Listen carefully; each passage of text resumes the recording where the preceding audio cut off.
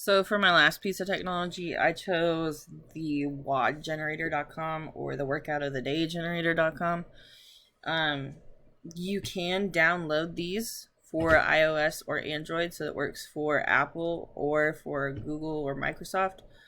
Um, what's nice about this is you can go in here, you can click out workout day generator categories, and you can choose all these. I personally would gear my students towards this because then you can go in and let's say they have a jump rope, they have a wall, and they have space to run. All this other stuff they don't have. They don't have any of this other stuff that they can use. So they can choose that equipment. There are 319 workouts a day available based on their current selection. So they can go in, they can have a generated workout to start with if they have no idea where to start. So it's double Tabata, so 8 rounds of 20-second jumping lunges each side, 10-second rest, followed immediately by 8 rounds of 20-second burpees. So then they would complete this, and that would be a good exercise for them to do at home. Then they could say, give me another WOD, or workout of the day, and then they can have this. So you're probably looking at it and you're like, what are all these things? I don't know any of these. That's why this has a movement definition, which is so nice because there are so many students, especially. I understand some of these words, but they might not. They're just kind of like, what the heck is a 1RM? Oh, let's click on it. 1RM or 1 repetition maximum or your 1 rep max, meaning it's what you can do for 1 rep. What is a butterfly setup? So it even provides you with a video of what a butterfly setup is and an explanation. Another one a lot of people don't know is